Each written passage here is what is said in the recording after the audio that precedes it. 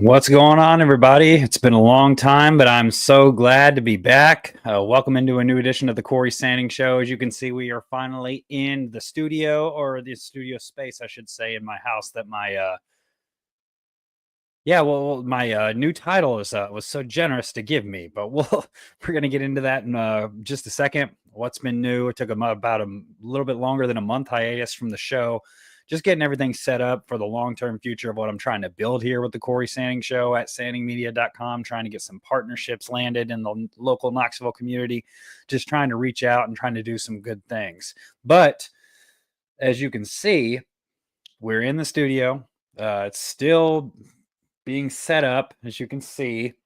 Still getting there a little bit, getting lighting set up and everything, but overall we're in a good spot. We got a great show for you today. Today's sponsor is actually one of the show's new sponsors is actually the Knoxville Ice Bears Foundation, partnering with them to give back, give some local hockey coverage. As you all know, I'm not the biggest hockey aficionado, so I'm actually learning a lot about the sport, which we're going to get into right here. Got an interview with a local hockey phenom who's better at the sport than I probably ever was at any sport, which I guess is not saying too much because I didn't even go to college to play. But why have I been on such a month hiatus? What's been new with Cory Sanding? And I'm not the most interesting character in the world, but one of the reasons I took such a long hiatus was because I recently got engaged.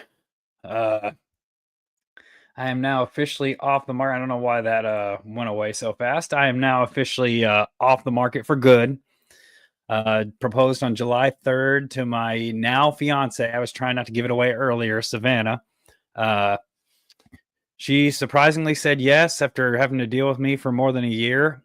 And to heaven forbid, even my man Lamar Jackson shouted me out on his Instagram. It was the best day I've had in a long time. July 3rd, I guess 2025 will now be forever in my memory, or engraved in my memory, I should say.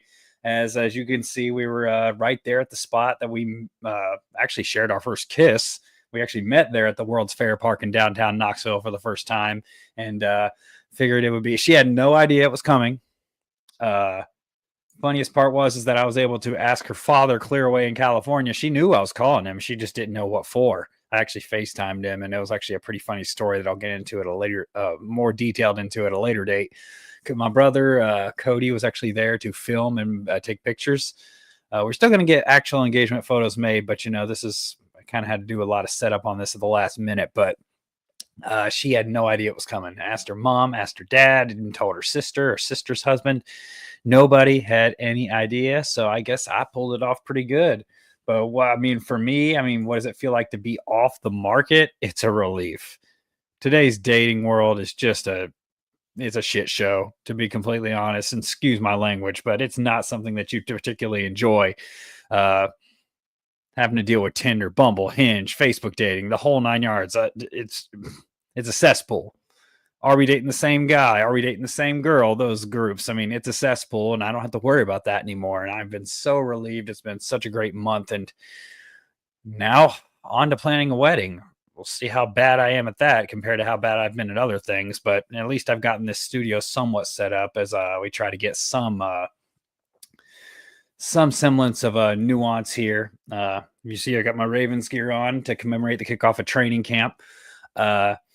But we got a great show for you. I'm going to introduce you to a young hockey phenom, Brody Feather. Got the chance to actually sit down with him a couple of weeks ago, and he actually showed me a little bit of how the basics of ice skating. So you're going to get to see me, I would say bust my behind, but I fell and hit my knees. So you'll get to see that here in just a second as well.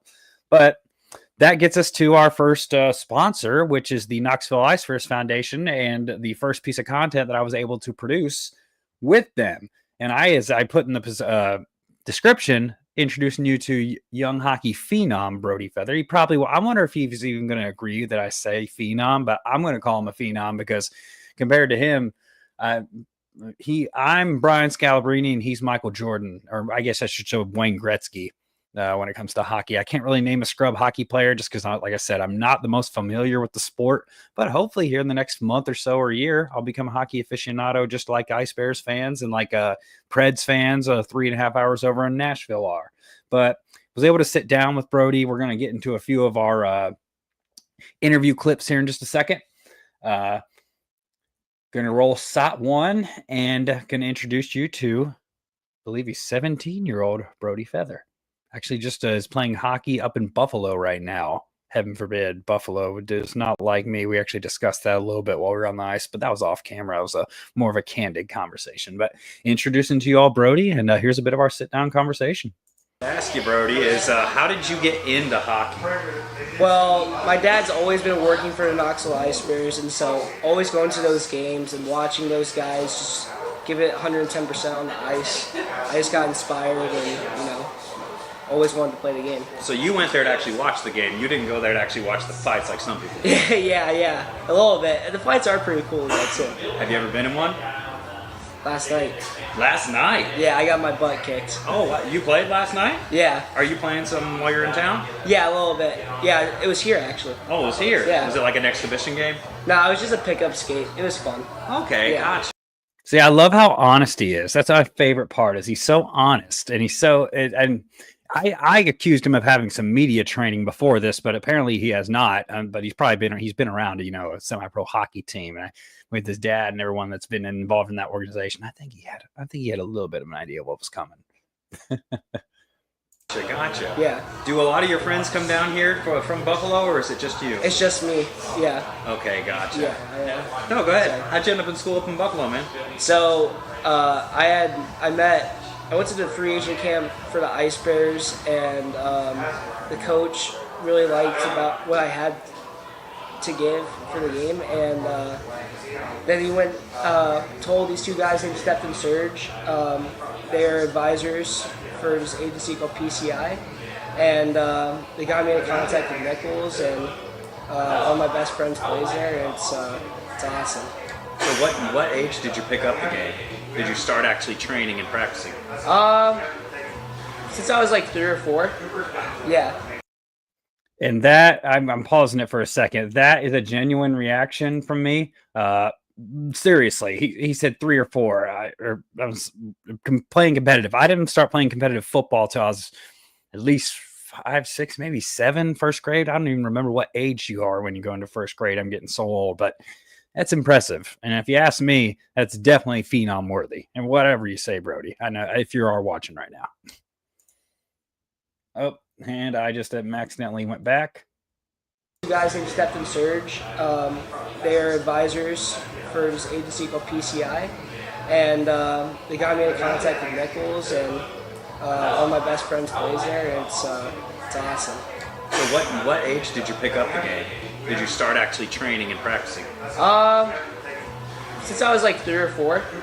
Yeah. So I've been playing for a really long time.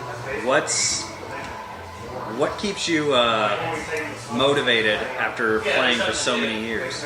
I mean, there's always someone better.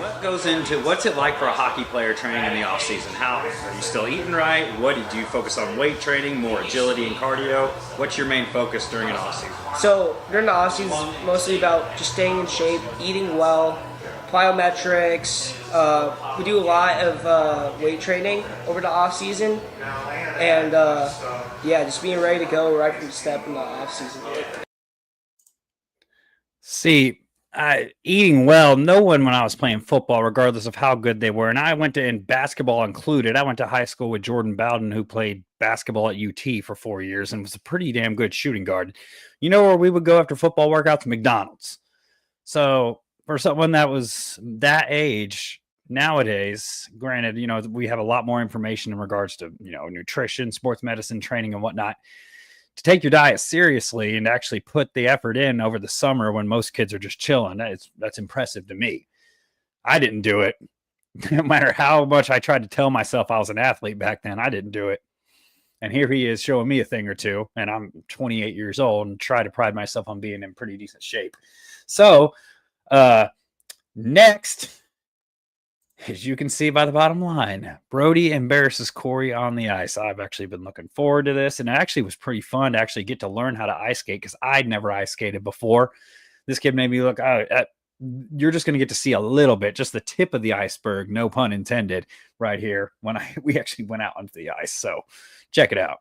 I have never ice skated before in my life, so this is going to be real interesting. We'll see what happens. Either way, sure to be entertaining.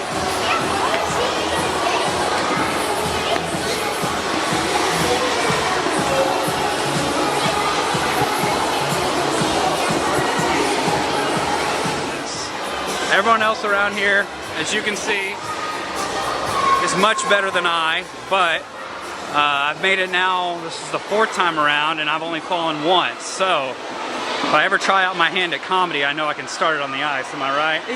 Yeah, for sure. So you said you mostly feel free out here on the ice now that you've been doing this for so long. Yeah. And the first, just to pause it for a second. See, even he admits it that I could be a comedian on the ice because I was so bad. Time you skated was here? Yep. 16 when you were 1? Yep, 1 years old. I went out with my dad and, picked the hockey stick and he tried to pass and I was whipping all the time. You were roughing all the time? Yeah, whipping. Oh, whip. Oh, okay, gotcha. Yeah. See, he's still teaching me terminology on the ice. Do you does part of you wish that does UT have a hockey team? Yep, they have 2 hockey. They got a D2 club and a D3 club team. And I should know this because I went to UT and covered UT sports, but I've been removed from the game for so long. Yeah, I have been, unfortunately, but that's going to change this fall, and that's why one reason I started the show is because I have been a little bit removed from my reporting days, and I just missed. I don't miss I don't miss local news at all, to be completely honest. A low-paying job. I miss the craft of creating, and that's why I'm here. But I am the sole owner and proprietor of Sanding Media, and nobody can tell me what I can and can't say on here. I do what I want. I say what I want. This is my show. And ultimately, that was the desire. And one of the reasons I wanted to leave local news was because I couldn't really be me. And I'm sorry. I don't care what.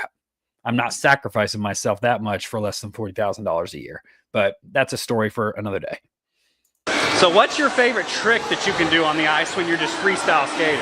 I'm more of a simple guy, but we go around. I might try to do something with one leg. Try to do like a 4th. So we have 2 edges. We have our inside and our outside edges. Mm-hmm.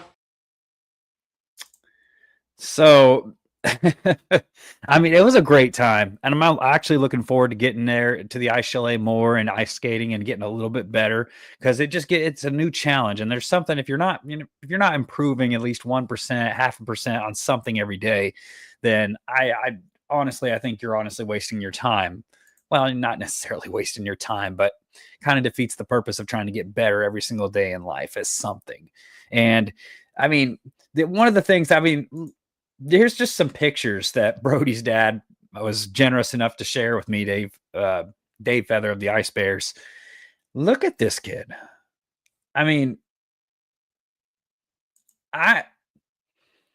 Personally, I wasn't coordinated enough to play basketball when I was that age, let alone hockey on a pair of ice skates on 2 blades. You know how he's just like, yeah, Cory, you've got to balance your ankles. You can't be, you're kind of caving. You're kind of going outward sometimes.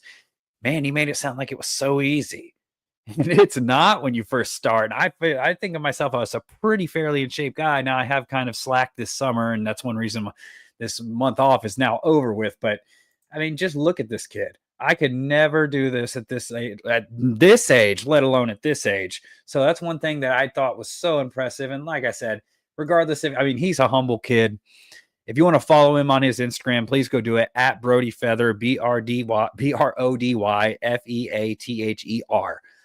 Real down-to-earth kid. You'll be seeing more of him on the show, and one day we'll actually probably have him live on the show when I learn more about hockey and I can actually talk about it more, and we can have a live chit-chat, and y'all can let him know what you think in the comments. But follow him. Follow the Knoxville Ice Bears Foundation. Follow the Knoxville Ice Bears. We're going to be doing a lot more with them here soon in the future, and I cannot wait to see where this partnership and collaboration takes us because it's just the beginning. It's just the beginning for what we're going to have new ways you can support the show soon. We're going to have new ways that you can I'm actually looking at getting merchandise made, doing some giveaways. The whole show is going to be revamped. You can still get it on iHeartMedia, Apple Podcast, anywhere you listen to podcasts. We're in for a big month, big football season, really. And that's why I donned my Ravens gear that I actually own right now, is because of that, let alone. But next topic we're going to get into is not necessarily the greatest one. Many of you that keep up with the sports media world know Shannon Sharpe. Shannon Sharpe, for better word, or for worse or for better, not for worse or better. Shannon Sharpe's been one of the most prominent figures in sports media since Undisputed started. Very articulate, very, very good on TV, very entertaining and fun to watch. Uses his words well, and obviously is a Hall of Fame tight end. But Shannon Sharpe, as it was announced earlier this week, is out at ESPN. This comes after he settled a lawsuit recently with an OnlyFans model named Gabby, 21-year-old OnlyFans model that now announces that she is retiring at 21 years old. She may even be younger than that. Shannon Sharpe is 57.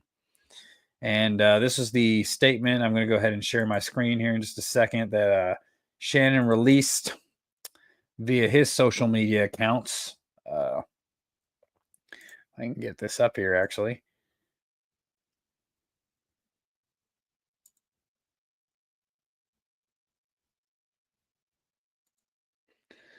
All right, this is Shannon Sharpe on X with his reaction to getting let go by ESPN. Obviously, I'm sure everybody's heard the news by now that I will not be returning to ESPN. I found out this information a little earlier in the week, and really the only thing that I really ask is, like, guys, could we wait until Monday? My brother's going into the Pro Football Hall of Fame.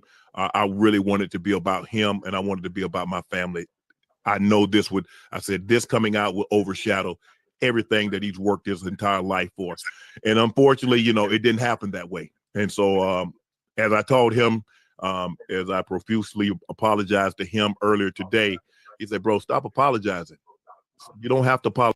See, I wouldn't have really approached it that way. I mean, I'm not sitting here saying I'm in any position to tell Shannon Sharpe what to do. And Lord knows I've had my troubles in the past with this kind of situation. But to come out there and say, I didn't want to make this about me. I mean, it's my kind of to release this now and not wait until Monday, which obviously ESPN did not do, kind of overshadows it, even though I don't think at the end of the day, most people were thinking that when they had the ceremony today. It was a very emotional moment when Sterling was talking about Shannon on stage. The first brother duo to be inducted into the Pro Football Hall of Fame. Think about that. To come from where they came from in small town, rural Georgia, to both be in the Hall of Fame. Obviously, Sterling's career was cut short due to a neck injury, and still was smooth on the field. Maybe you know him from the 90s Packers teams. Sterling Sharpe was something else, but so was Shannon Sharpe. And I wouldn't have done it this way, personally approached it this way, but I agree with the sentiments. Apologize. I'm your big bro. I'm going to love you regardless. We all make mistakes. And he says, bro, I love you. So I'm done with this. You're done with it too. Move on. And I really enjoyed my time at ESPN. It gave me an opportunity to bring my audience that saw me really just grow. They saw me, Lakers in 5, and they saw me say all these analogies that my grandparents gave me, and I was able to bring that to ESPN. So I'm very, very grateful for that. But I just wished, of all things, like I said, hey, they did what they felt they needed to do, and I'm at peace with that. But I just wish, guys, this thing could have waited until Monday, because I hate the fact that I'm overshadowing my brother, the first two brothers in the Pro Football Hall of Fame, and this is what the headline's going to be. Honestly, I mean, he has a point, but does he have a point? The headline's still going to be that Sterling Sharpe is in the Hall of Fame. Well-deserved, long overdue. But the real question here, and the real, I guess, shock of it all is just Shannon Sharpe. What are you thinking, bro? What are you thinking, bruh? And I don't usually use that word often. That sounded corny as hell, but I don't care. What are you thinking? You're on the verge. You're on the doorstep of this new media age immortality. It's rumored that he's going to sign for $100 million on his own fruition, not through ESPN. I mean, and he had the gig at ESPN. He signed a multi-year contract, was doing great on First Take, ESPN's #1 rated morning show for Lord knows how long. Nightcap, Club Shay Shay, everything, all the endorsements and love that was coming his way and was rightfully earned. But Shannon just can't seem to keep his you-know-what in his pants. And this girl, I'm sorry. I mean, I'm not even a father yet. If I was 57, I'm not looking for someone that's 21 years old. I'm 28. And I look at girls that are 18, 19, 20, 21 as kids in my eyes. And Shannon's 57. Shannon's going to be 60 right around the time I'm approaching 30. Think about that. And I know this day and age of dating, like I said earlier, it's a cesspool and there's no really rules to it. But Shannon. And now we're going to get into the question, is this the biggest fumble in NFL history? Because as many of you know, there's a former ESPN, Fox Sports analyst, writer, Jason Whitlock, has his own show on Blaze. He's on YouTube, based out of Nashville, which is one of my favorite cities. It's just 3 hours away. Who knows? Maybe Cory will end up in Nashville one day. Fingers crossed. We'll see. And no, that will not be in a local news role for those of you that are wondering. Turn down my lighting just a little bit. But Jason Whitlock had a pretty funny video that we're actually going to react to live and get into, because he's ranking the top 10 fumbles in NFL history, or in sports history, really. And wait till you see who he has at number 1, because I mean, oh man, this is funny. We're going to get into it right now. All right. This is the greatest fumble in football history. I have to consider this, and I think this is the biggest fumble in football history.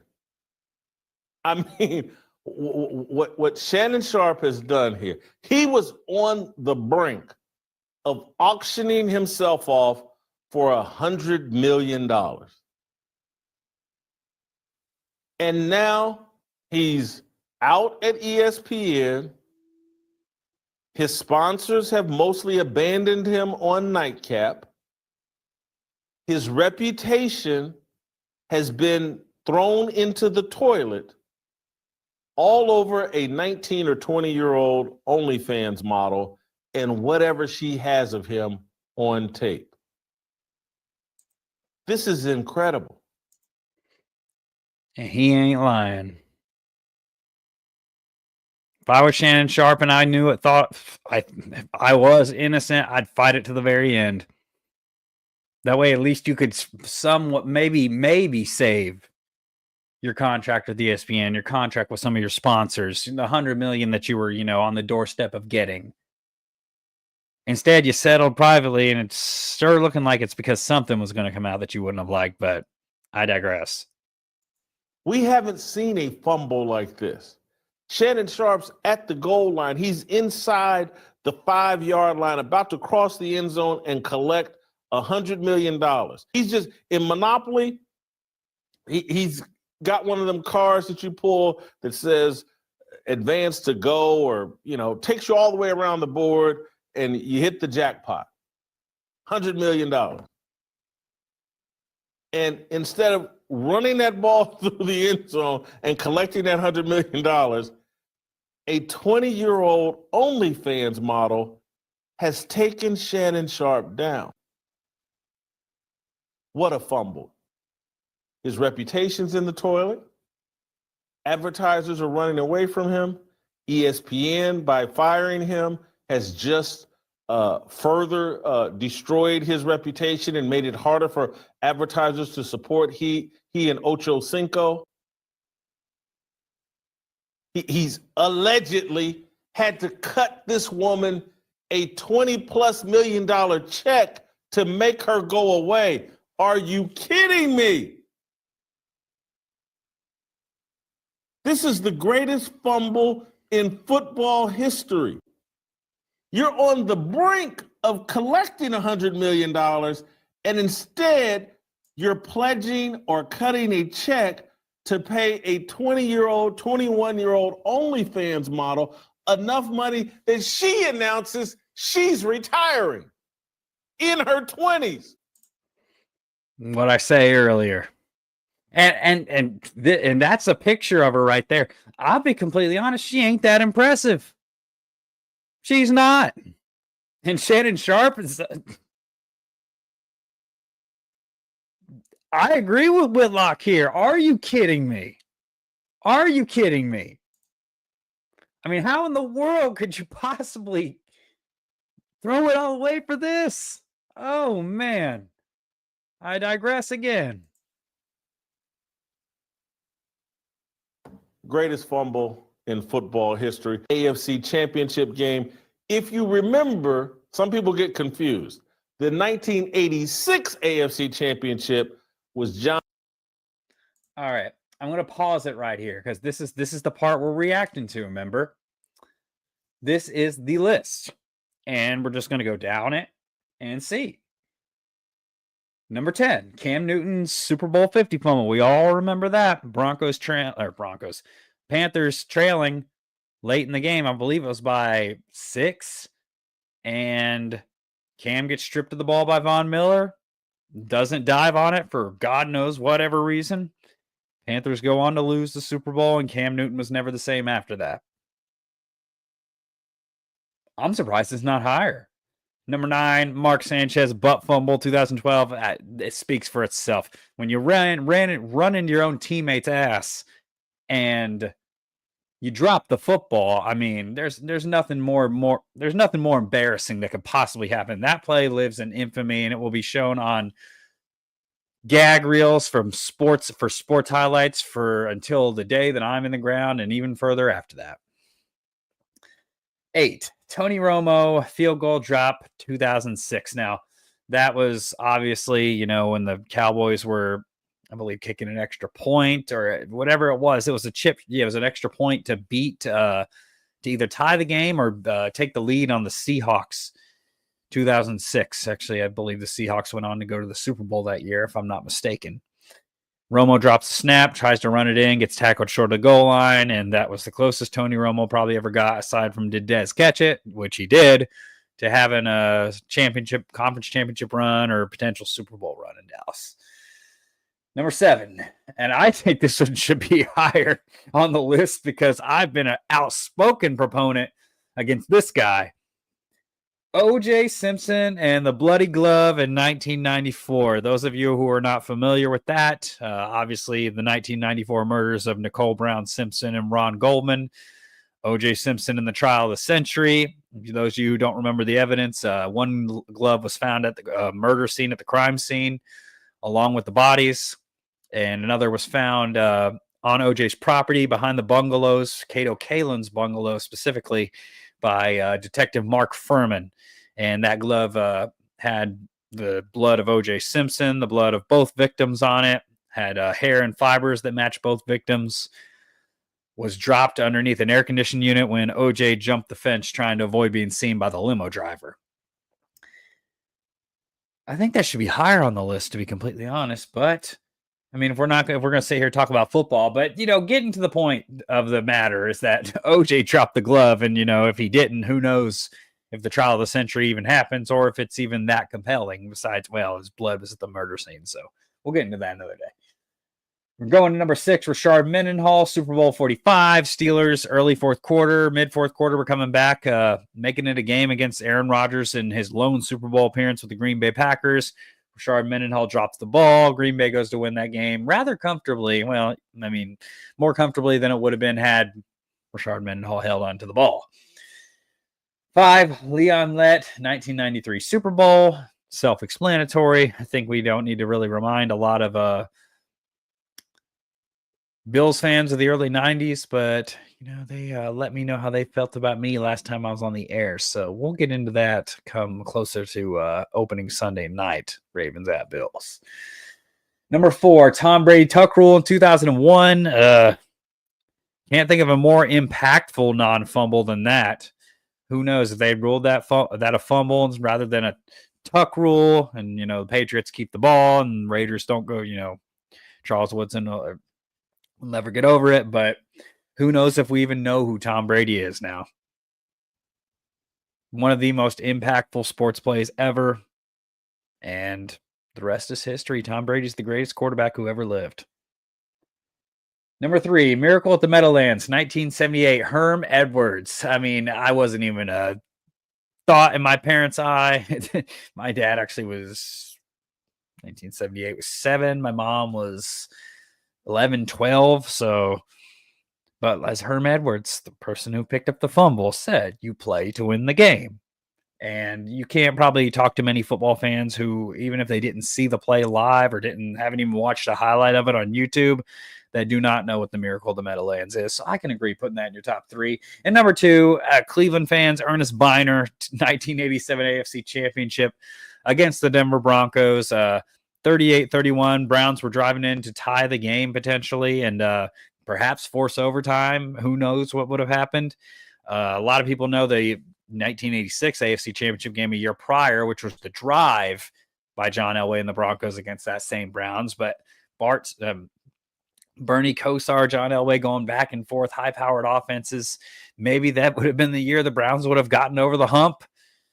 And they haven't been the same ever since. Ernest Biner, actually, maybe he might have fumbled twice late in that game.